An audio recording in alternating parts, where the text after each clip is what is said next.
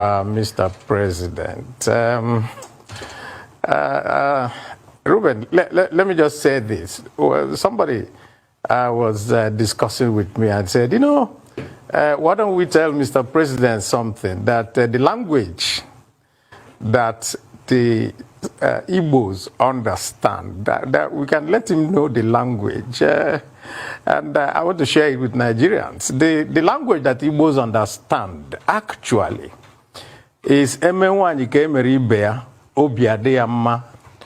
In the days when we had polygamy, that is rife, when you treat every wife the same way you treat all of them, they will be happy. In other words, treat me as you would want to treat every other person. It is this imbalance in treatment, this unjust treatment of people, that is leading to this whole, I would say, response by violence. But I can say one thing. The Southeast Caucus, both in the House and in the Senate, we issued a statement a couple of days ago.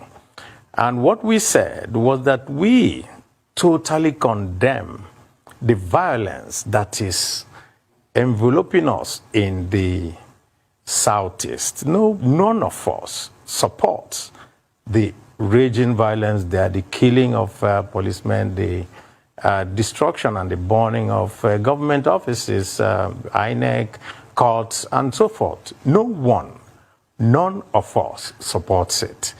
We know, and we know that you can only get what you want by negotiation, and that you're not going to get it through a violent means. But another thing that we also know is that the response that we're getting from the federal government does not seem to us to be a response that is calculated to douse tension and bring peace. When you threaten to visit on people depredations of civil war, what type of message are you sending out? We expect Mr. President, as the father of the nation, to be able to embrace everybody. But you see, we have always seen this pattern. And this pattern is that it doesn't matter what happens elsewhere. Anytime anything happens in the Southeast, it is when the president comes out and with this and says, we will crush you, we will do this, or we will do that. And we think that that is not not a way to go. If you go to the airport, and if you're coming from the airport in Abuja, you will see this big banner with a very beautiful photograph of Mr. President, and that banner says, Baba for all. So, if Baba, rather than being for all, is for some people, and then for the Southeast, you tell them that I will deal with you. I don't think that people in the Southeast are going to be very, very happy about that. And that is what we see. As for the root cause of what is leading to all this, we have consistently said it over the years, and that has always been that the root of everything is justice. If you do not give people justice, the impression will always be created in the minds of those from the Southeast that they are being seen as people from a different place. Let's just put it that way. Because I remember that when we started shouting about the incursion of the herdsmen, the killer herdsmen coming into Nigeria, and coming down south to Benue Plateau, and there's so much killings and all that. And we continue shouting, what's going on? And we were always being given very different reasons for which we should accommodate foreigners. And we couldn't understand it. And I remember that on the floor of the Senate, we all condemned it, and condemned it not just by those from the South, but by everyone. And so at this moment, where things have gotten to this point, to now see that there's only one part of the country, the Southeast, that is going to be visited with the might of the federal government, makes all of us, well, say that we could find a better way and a better path. And the only way we can do it is engagement with the people. We must engage. When the Southern governors met, they said, try to engage. Everybody has been saying, try to engage. When we are still waiting for that engagement. Well, I was explaining the situation, the position of Igbos in Nigeria to a foreign friend of mine, and I used the phrase stepchildren is how Igbos are treated. So it's funny you should mention polygamy. I took it to a different level. But I want to play devil's advocate here and ask you if you feel personally threatened by what the president said as an Igbo man, or if he was actually referring, if that tough talk was targeted specifically at criminals causing unrest in the Southeast, because those are the people making Igbo women widows and Igbo children orphans when they go and murder police officers and murder innocent, peace-loving Igbos trying to just get along with their lives. Well, also in playing devil's advocate, let me also play the reverse to you. Was any threat made to all people in the Northeast? With all the killings going on there, was there any threat made to the people, even in the president's own state of Katsina, with all the killings and banditry and everything going on there? None. So why the Southeast? That is the question that we always want to ask. And I think really that let me also use another adage in Igbo. The world view of the Igbo is Egbe bere, ugo bere. Let the eagle and the hawk perch together. Let no one tell the other don't perch. And that has always been our feeling. Now, Igbos are the most widely traveled people that you know. And we also have an ethos, and that is Ojembe Enwe Iro. We cannot be angry with people because we also go out everywhere. So when this type of, I would say, personalization of the angst, what it tells us is something. And with all due respect, it just makes everyone feel, including myself, that somehow, when there's a big problem in Nigeria and you need to resolve it, use the Igbo head to resolve that problem. That's that. But let me tell you one other thing that I'm very, very happy about. And that is, when the Minister of Justice made the unfortunate statement about spare part traders, you saw Nigerians all come out and say, I'm a spare part trader. And that, of course, gladdened everybody's mind.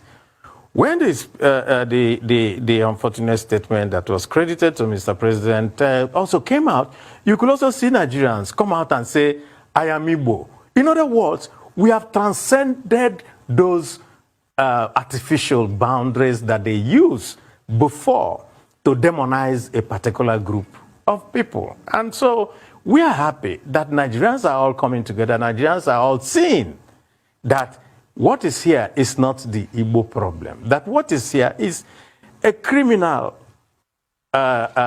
syndicate going around all parts of the country, and the government needs to unravel it. If a criminal burns a police station or kills, and then you do nothing, and then you now go and arrest every villager that you see on the street, which is what is going on in the Southeast, you cannot be resolving the issue. What you're actually doing is that you're letting everybody know that it is us versus them, which is not a very good way of building unity in the country. So we, in our statement, now said, let the Inspector General of Police and the other security agencies conduct in-depth investigations, bring people, try them. Not to just round up youths that you see, conduct extrajudicial killings, and then say that, oh, you have resolved the issue. You don't. You actually push it on the ground, and it continues to fester. So we have been calling and calling for an engagement, a civil engagement that will resolve the issues bedeviling the country. Okay, Senator, thank you so much for your time. You've been calling for a civil engagement, and everybody have been talking about that civil engagement. You stood as surety for Nnamdi Kanu. Have you called on him too for this civil engagement? And have you called on, other people in here, the Igbo elders? Have you called on your constituency in the Senate, from other parts, for all of us to come together to have this civil engagement? Because you see, as it is now in Nigeria, we all need to be statesmen. That's the way forward. It's our country. We can have narrative and counter-narrative. It will not take us anywhere. So how can we all sit down on the table and become statesmen, which means rising beyond any hate or hurt or bigotry that we might have had before? Rotus, let me put it this way. In the past few weeks, we have had engagements among ourselves, among the those of us in the National Assembly, the governors, the clergy, and we have all reached out to all the people around who we can engage with to say, this is the time for us to de-escalate. You do not, like we say in Igbo land, you don't fight in your kitchen because you're either going to break bottles or you break pots and pans and all that. We cannot visit this on ourselves. And that is part of the problems that we have.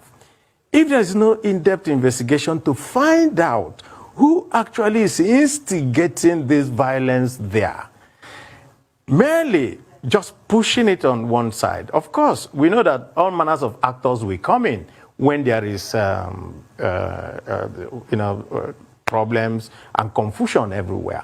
We have tried to reach out to, including Nnamdi Kanu himself and all that, and saying, this cannot be the way to go. We are all done that, and we're doing it, and we will continue to do it.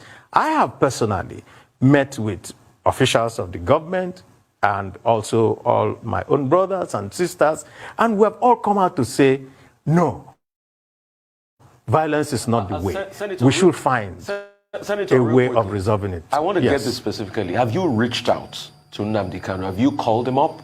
Do you have conversations with him as regards this? If for anything, about rhetoric, about what is coming out there, about de-escalation? Have you had a conversation with him? We just want to know, Senator. I don't have any conversation with Nnamdi Kanu. I don't have that, I would say, privilege. What I do is that I go through his lawyers to tell him this is what we think. And we have been trying to reach out to him until he has gotten information from us to say, no, this is not the way to go. We also, look, the people who die, they are also fathers, mothers, brothers, sisters of people. People who get killed, they also have widows, they also have children, they have, and when people get killed, I don't really look around to know whether the person is Igbo or Ijaw or whatever. All manners of people get killed, and that cannot be the way forward. And we have done so.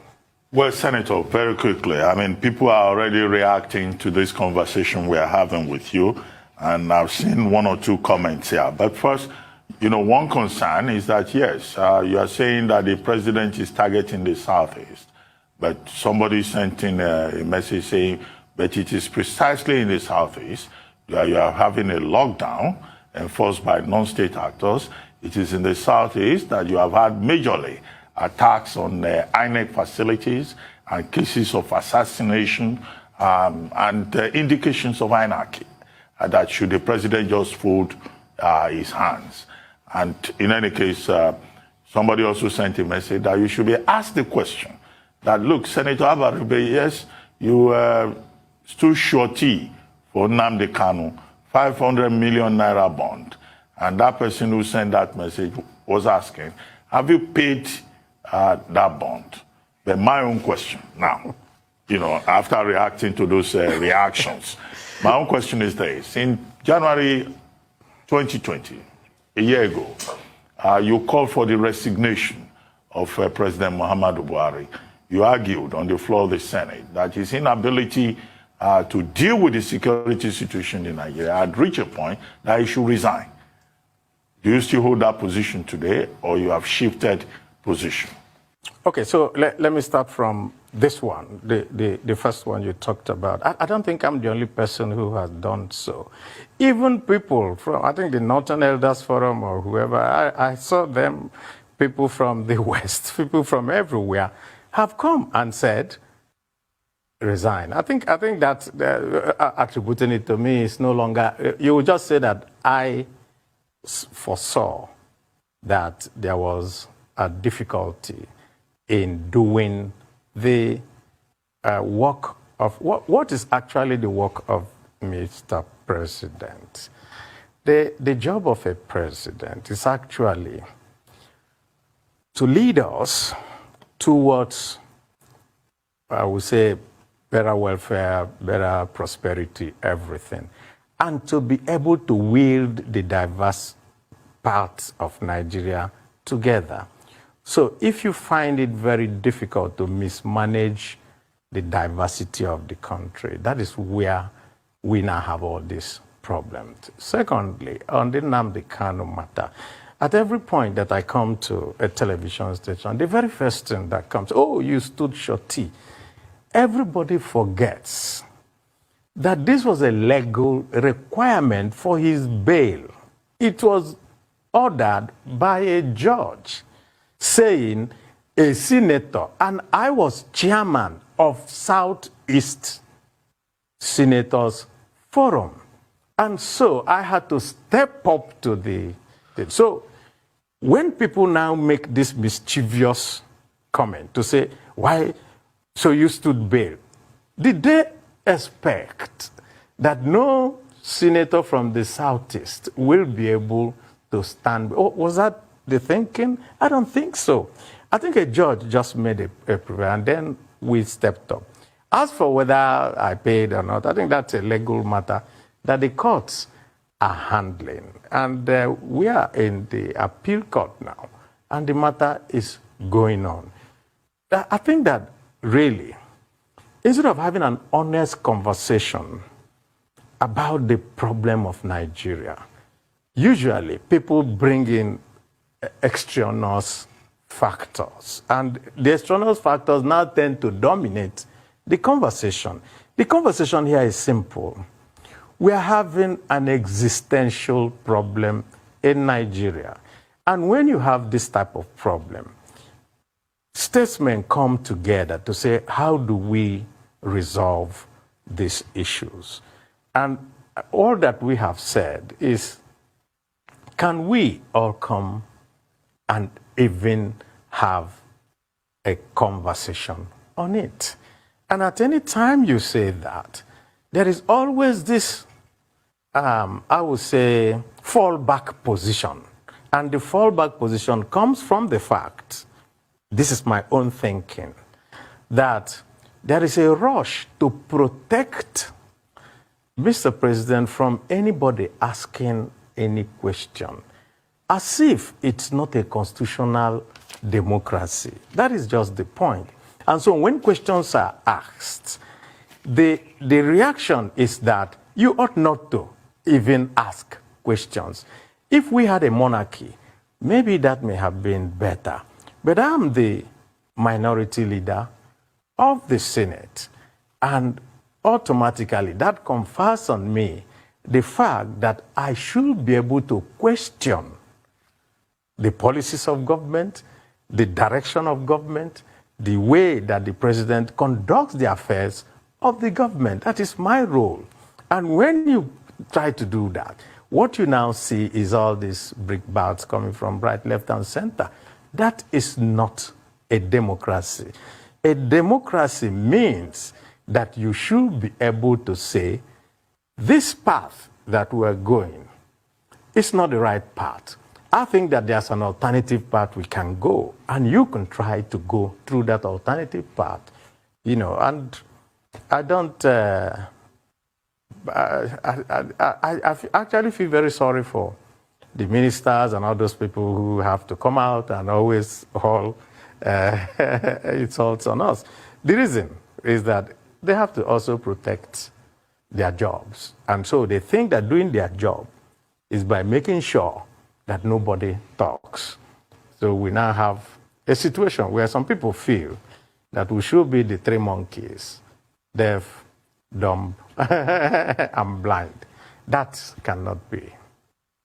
I'd like to specifically raise the issue of the fires, the arson attacks on INEC offices and facilities in the Southeast in quick succession. You know, it's clearly an attack on our democracy at a time where it's hoped now more than ever that a critical mass will be reached for an Igbo, well, a president of Igbo extraction, as they like to put it, in the media. Do you have any insights into the perpetrators and their motives? Well, somebody has suggested, suppose these attacks being done in quick succession in Igbo land is meant to scuttle the proposal for an Igbo presidency. I hope you can also look at it from that perspective. So we don't know. And what we have been saying, and which I said that we first condemned, and we said, try to fish out some people, try to investigate, try to hold some people, and now do a thorough investigation, bring them out, and then we know who is doing this, who their sponsors are, and why they are doing it. Every point that we see is, oh, something has just happened, and then there's a blanket statement saying, oh, it is this set of people. Yet, none have been gotten and tried. Civil engagement, civil rule says investigate, apprehend, and try the people. That will unveil this seeming thing going on. And I don't think that there is any Igbo man that will support the burning and the descent of INEC office. Nobody will do that. I do not. And I know that my colleagues don't. We have spoken with each other, we have discussed it, and we have all come out. And we have been talking, and we are still talking with everybody around about that. And what we do is this. We don't do investigations. We continue to call on the authorities that do the investigations, the police, the DSS, and all that. Can you get these people and make sure that they are tried? That will now unravel all these plots going on. There are so many conspiracy theories, and one of it is just what I told you. Suppose it is meant to make sure that when our people come out and say, we want to be president, how can you be president when you people have been making sure that there will be no elections in your place? So, I mean, we don't know. And I have to tell you, Tundu, we want answers too, just like you want answers. Still speaking and sort of like segueing from where Tundu stopped, Dr. Eziefe, former governor of Anambra State, was here yesterday, was on this platform, the Arise News Night, and he kept on saying that the attacks going on is to discredit people from the Southeast. That was the slant of his conversation yesterday.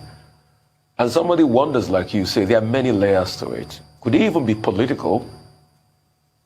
Why is it that there's a concentration of this in Imo State, all of a sudden? Some people are even asking, is this not the same Imo State that Ihedioha was there for quite a while It was peaceful as anything. And all of a sudden, a new governor comes in, and there's contestation.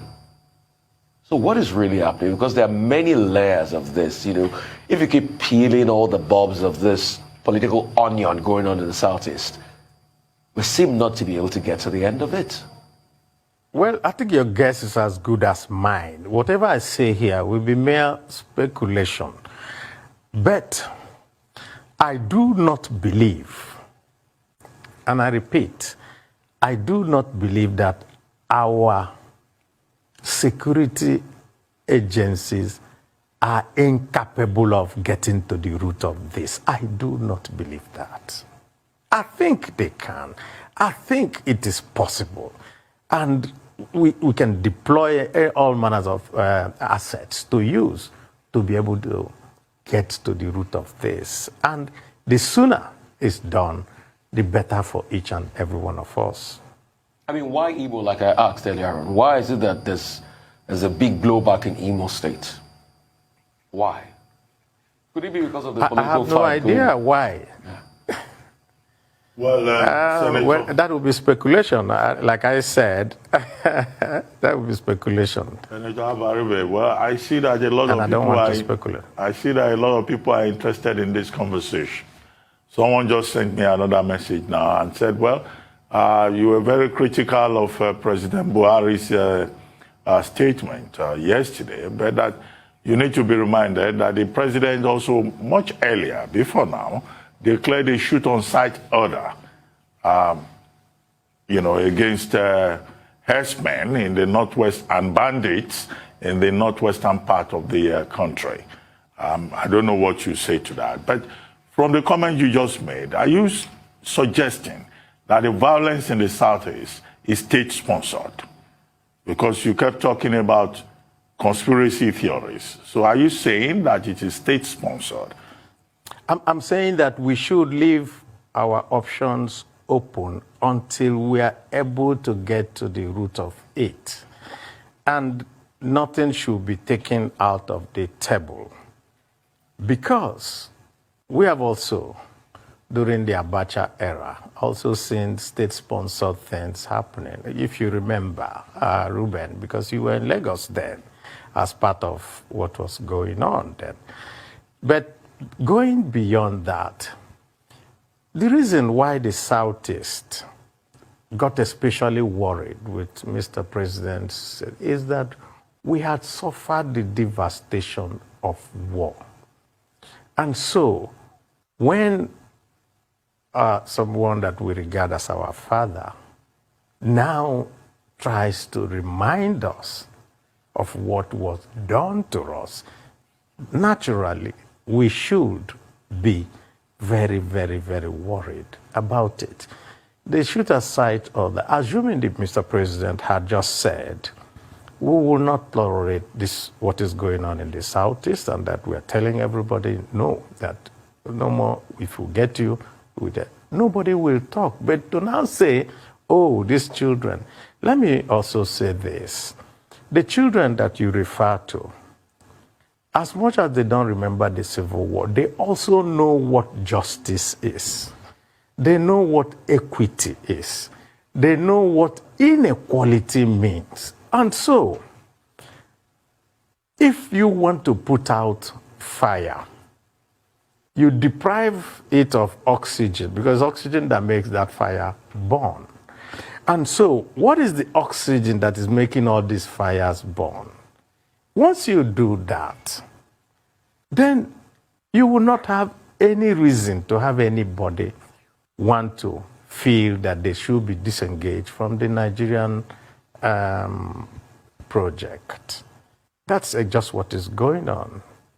Yes, indeed. Now, if we have a distant paterfamilias, what about your siblings, your brothers in the Southeast? I made this point on the show a couple of days ago, that why did the Southeast governors fail to sort of fill that gap left by the federal government? As far as I'm concerned, something like the Biafra Remembrance Day should be a federal holiday It is not. But nothing stops the Southeast governors from making it a federal state holiday in that zone, similar to what the Southwest governors did with June 12th before the federal government finally caught up and arrived at the party years later. Why has that not happened? Because nature abhors a vacuum. What the governors failed to do, you have a person like Nnamdi Kanu, who then stepped up to the plate and did it, and then issued a death threat to whoever, flouts the stay-at-home order, which we all know is not ideal.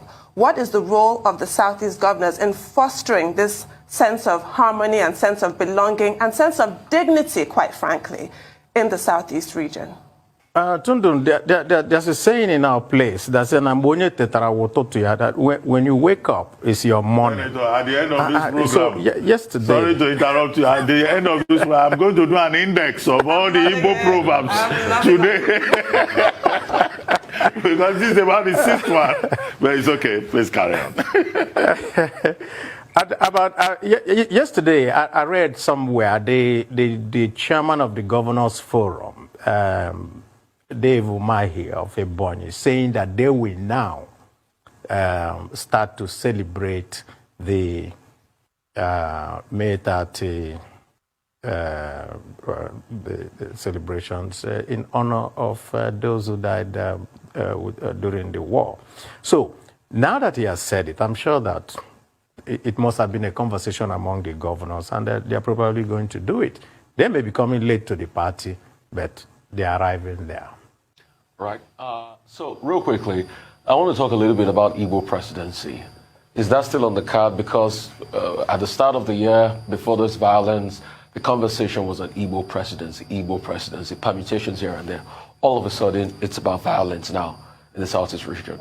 Is Igbo presidency still on the card? What are the conversations going on that we don't know about Igbo presidency? What are the possible candidates? Who are we looking at? How is this talk across the Niger going on? Are these candidates meeting people from the East? Could it be a Mogalu? Mogalu came out and said, I'm putting my heart in the ring yesterday. He's an Igbo man too. Could it tilt towards Mogalu? Because if you talk Igbo presidency now, the only person I'll say I've seen is Professor Mogalu, because he's declared. Well, let's just put it this way. We belong to political parties. I belong to a political party, the People's Democratic Party. And there are ongoing conversations within the party. But let me address what you said about this violence and Igbo presidency. Look, Katsina has far more violence than the Southeast combined. Yet, we have a president from there. So when people start to make all this, we just say, what do you mean? There are just pockets of violence all over Nigeria. Does that mean that the president will not come from somewhere? So, for anybody to make that argument, oh, there's violence there, and therefore you should not go there. Where is the place where there is no violence? None. So, that is not an argument against it. What I know is that talks will go on within parties. When the parties now go for their conventions, those who want to be president will come, and then they will sell their ideas, and then they will, somebody will be chosen.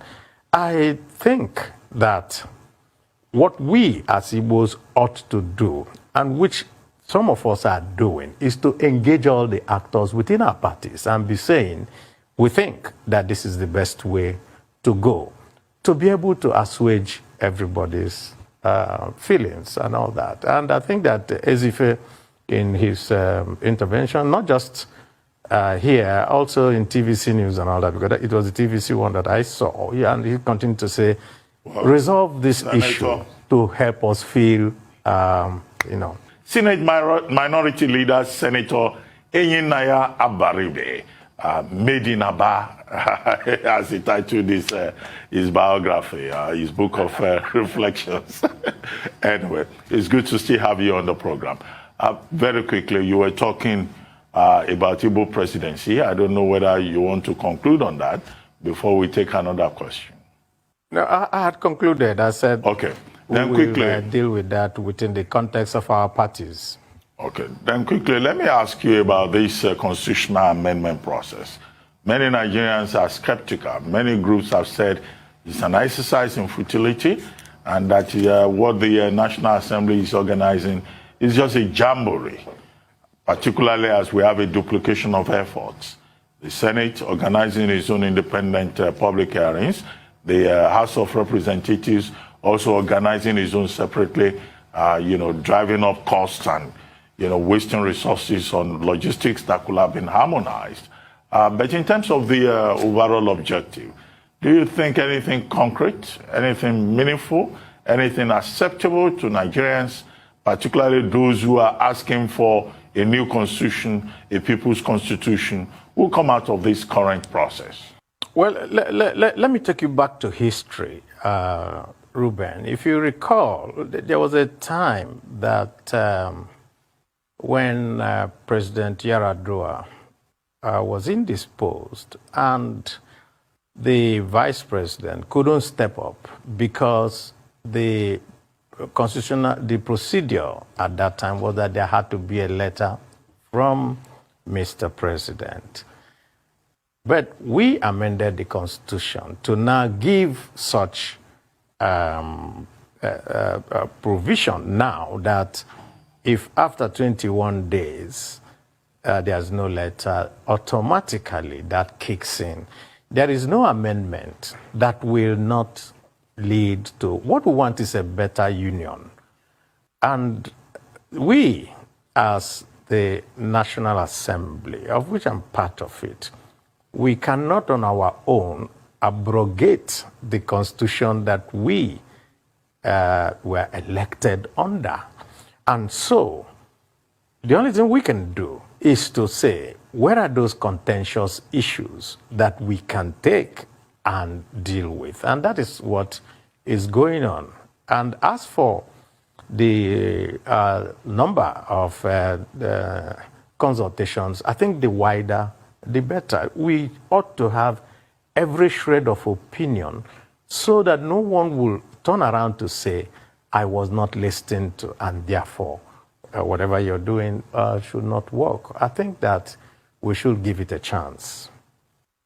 Right. I'm going to take you back to the 2023 elections because I have a question somebody asked me to ask you, and throwing out some specific names, people who have proved their political mettle, like Dr. Chris Ngige and Dr. Enyinnaya Onu, and I will add women, obviously, like Sharon Ikeazo, and obviously Honorable, one of your colleagues in the National Assembly, Honorable Onyeji Ocha. What about people like that who have actually proved themselves? What are their chances, do you think?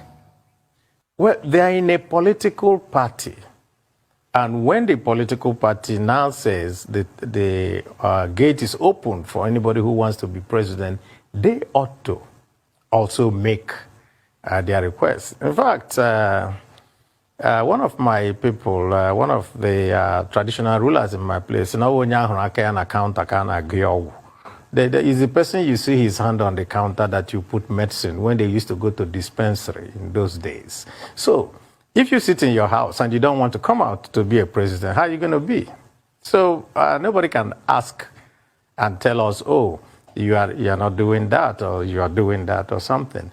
Somebody with fire in his belly, just like Mohalu has done, has to come out and say, I want to be president, and do the necessary reach out and engagement that is necessary. No one area can make themselves president. You must be able to have a coalition all across Nigeria, and that is what the person needs to do. Speaking of coalition and people coming out to this, there's talk. I mean, so let me start from here. The Constitution says that the political party must sponsor the candidate. That's what the Constitution says. So you have to come through a political party. You're not an independent candidate. And there are two major political parties. Yeah. It's almost a choice between two people, the APC and the PDP. A lot of governors are defecting. Southeastern governors are defecting and going to the APC because there's a talk about their bread being buttered there as regards Igbo presidency. The PDP, on the other hand, has not been able to make a definitive statement on zoning and where it's going to go to. What are the talks going on in the PDP now as regards what will emerge or who will emerge? Does the PDP have it, Or like they said, they were going to leave it open? So, and what are the Igbo senators doing in the PDP to ensure that the PDP makes it come their way? Well, we are talking to each other. We are doing our best. And don't forget that the Igbo senators were just 15. And we formed a large bloc within the PDP caucus. And so we will continue to engage with our friends. The point really is no party has said anything about zoning. APC also has not. If, as you say, some people feel that their bread is going to be buttered there, good luck to them. Let them go and struggle for it. And we will all be part of helping them to be able to achieve their aim. Our own is simple. I'm in my party, and I will follow within the way that we do and conduct our business in our party to be able to reach a particular end. If that end is Igbo presidency, it will be very, very good for us. Because a lot of people are saying time is running out. I mean, Yaya Bello has gone to meet Chief Ezefe to talk to him about his presidential ambition, and that it might not be correct, but the media started to report that Chief Ezefe has even endorsed Yaya Bello. So a lot of people are asking, when will the Igbos come out? Because time is running out. We're in 2021. Next year, it's going to be almost showtime. I don't think time is running out. I think that there's still a lot of time to be able to get people on your side if you're a very serious politician. And everybody is free to go around. And there are some that are overt, and there are some that are covert. And you really have no idea what is going on. But I know that there are a lot of discussions going on. Okay, well, I'm going to take that question from another angle, and it's about defection. The PDP has been witnessing a gale of defections from the party into the APC. You represent Abia South Senatorial District, and one of the next governors that people have been saying is likely to move from the People's Democratic Party to the APC is the governor of your state, Ikpeazu, Governor Ikpeazu Okezie. And some of these governors, once they move like that, they will come around and say, well, once the governor moves, that's where everybody will go. So are we likely to see a situation where the Senate minority leader before 2023 may also move from the PDP to the APC in order to perhaps, flow with a tide in his own state in case the governor moves in the other direction? And what is the PDP doing to stem this tide, this gale of defections? I do not think that there is a gale of defections. What you're seeing actually is people readjusting themselves. As for Abia State, I have been in contact with the governor of Abia, and he has given me repeated assurances that all these are mere speculation, that is going nowhere. And I can tell you, on my own, I will go nowhere. Nothing will take me out of PDP. But this is what we see going on. What we see going on is that governors are being wooed by the APC, and they're being told that, oh, don't worry, whatever you want, we will be able to give you. And they go in, and then they now find that the ground is not as level as they thought. And we're having a situation where governors go and then have to try to compel others to follow them. I mean, we're just seeing it happening recently. And people have said, we're not going with you. So I think that there's too much pressure. There's a lot of intimidation going on. They are being told that, oh, don't worry, we will win election again, we will write results, whatever you want, you will do it. Of course, it's not going to happen.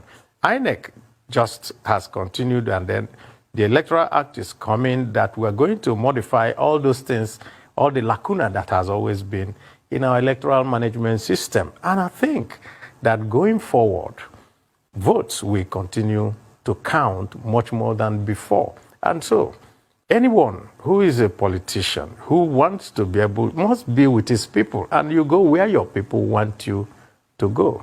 I don't see anybody in Abia State wanting to go.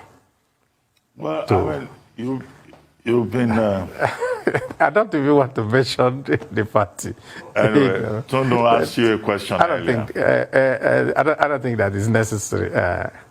I'm sorry. Well, Tondo asked you a question earlier about persons from the Southeast who could possibly run for the presidency. Well, you've been deputy governor, and you are a ranking member of the Senate, having been there since 2007. Are you yourself considering running for the presidency of Nigeria, possibly in the future, if you say you are not defecting from the party? Do you want me to give you the typical Nigerian answer? I will go where God says I should go. Or where your people ask you to go?